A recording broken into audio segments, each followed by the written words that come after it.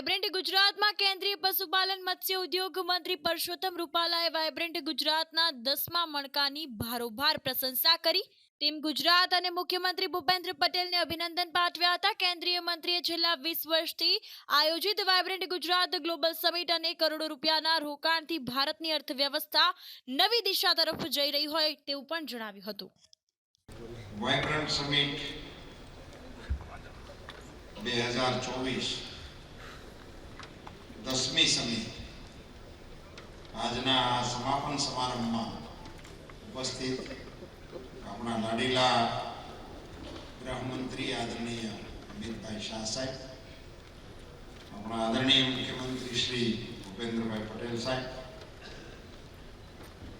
જમ્મુ કાશ્મીરના lieutenant governor हमारा मित्र मनोज सिन्हा जी,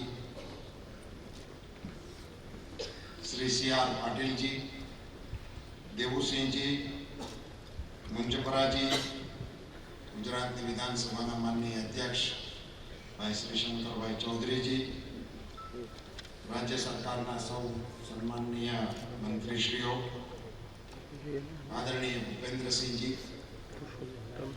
उद्योग जगत सौ आगेवानों, विदेश થી પધારેલા સૌ મહેમાનો, delegates from abroad, I welcome all of you from bottom of my heart. Print media ના સાથીઓ, આપ સૌ ને મારા જાજાથી રામ રામ. વાયબ્રન્ટ સમિટ 2024 મનોજ સિંહાજીને હું સાંભળતો હતો.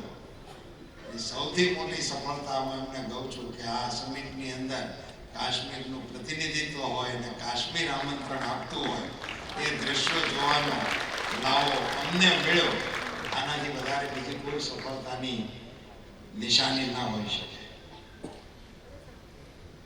અહીંયાથી જે ઉદ્યોગપતિઓએ, જે અધિકારીઓએ અહીંયા વિગતો મૂકી છે અને અપેક્ષાઓ રાખી છે, બધાની સાથે હું પણ મારો સૂર પુરાવું છું.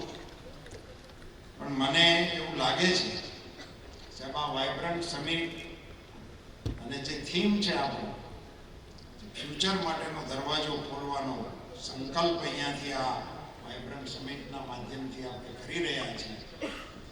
આદરણીય પ્રધાનમંત્રીશ્રીના વિઝનને થોડાક શબ્દોમાં કહેવાનો મારો પ્રયાસ છે.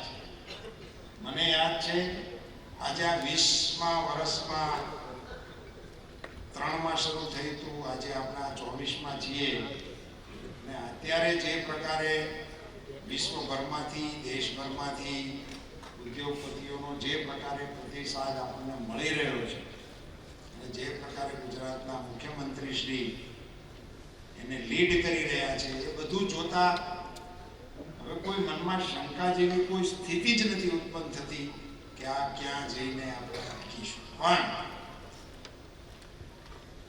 વાયબ્રન્ટ સમિટ 2003નો પહેલો પ્રયોગ થયો ત્યારે એની ખૂબ ટીકાઓ કરનારાઓએ કરી હતી કે આમાં તો MOU નકરા થાય છે, પછી કોઈ આવતા નથી, પછી કોઈ લખાવતા નથી. આ જેને બધાને આ બધા નિરાતે આવીને વાંચવું જોઈએ શું થાય છે, આ શું કામે આવે છે બધા ઉદ્યોગપતિઓ ઇન્વેસ્ટ કરવા માટે. હારા ગામમાં પ્લોટ લેવા માટે એરિયા બધા જોતા હોય છે, ક્યાં એરિયામાં રાખવું. કરોડો રૂપિયાના ઇન્વેસ્ટમેન્ટના આંકડાઓ જે લોકો મૂકે છે એ પાકી ખાતરી કર્યા પછી મૂકે છે કે અહીંયા સલામતી છે, આપણી બધી મૂડીની ગેરંટી છે, ત્યારે એ લોકો આવતા હોય છે. અહીંયા 20 વર્ષ 25 વર્ષ પહેલા વીજળી ક્યારે આવશે, કેમ આવશે અને ભાષણ કરતા હોય વહી જતી હતી. પછી આયોજકો માથે ખીજાતા, બેટરી નથી રાખી, ભાષણ ગમે એમ સારું રહેવું જોઈએ, લાઈટ વહી જાય તો વાંધો નહીં.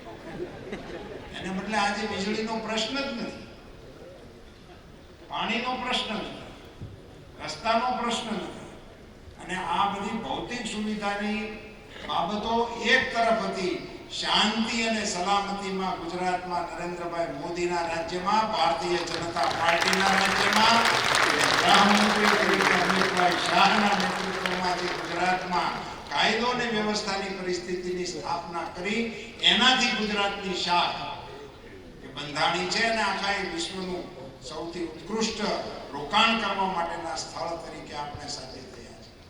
મોદી સાહેબ શરૂઆતના વર્ષોમાં ગામડાઓમાં સભા કરવામાં જતા ત્યારે સાહેબ એક વાત, સાદી વાત કરતા, એ જમીન વેચતા નહીં, આકડ મુકડ ચલાવી લેવી. અત્યારે એ હામરીને જેને વેચી હોય ને પસ્તાવું પડે એવી સ્થિતિ આવી ગઈ છે. આ દ્રષ્ટિવંત નેતા તરીકે એમણે પહેલા ઇન્ફ્રાસ્ટ્રક્ચર ઊભું કર્યું. ઇન્ફ્રાસ્ટ્રક્ચર ઊભું કર્યા પછી આ પ્લેટફોર્મનો પાયો નાખ્યો અને એ પ્લેટફોર્મના પાયાને ઈશ્વરી સંકેત હશે કે ભારત સરકારનું પીઠબળ મળવા માટે એમને પોતાને જ દેશની જનતાએ દેશના વડાપ્રધાન તરીકેની જવાબદારી સોંપી. મનોજ સિંહાજી ભાષણ કરતા હતા ત્યારે મને અમિતભાઈની વાત કહેવાનું મન થતું હતું કે કોઈ હેડમાસ્ટર હોય, ગણિતનો દાખલો શીખડાવતા હોય છોકરાઓને, અને છોકરાઓ પાસે બોર્ડ ઉપર લેસન કરાવતા હોય, એમાં એ દાખલામાં જો ભૂલ પડે અને પછી એ દાખલો જે ડસ્ટરની ગતિથી હેડમાસ્ટર સાફ કરે, એમ 370ની કલમને ભૂલી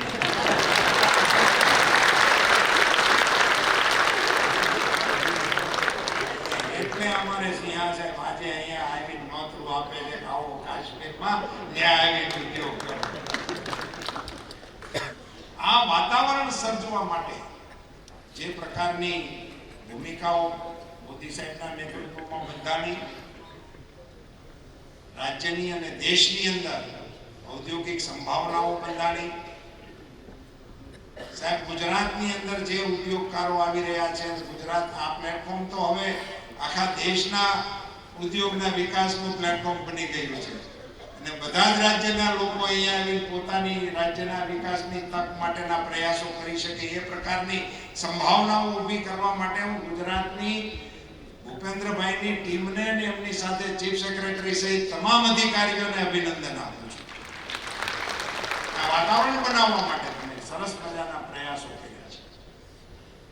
અહીંયા સાહેબ મારે લાંબી વાતો નથી કેવી, સાહેબ છે કરશે અમિતભાઈ સાહેબ, પણ સાહેબ ગુજરાતના વિકાસની અંદર ફિશરીઝ સેક્ટર ખેડવા માટેની સંભાવનાઓ અપાર છે.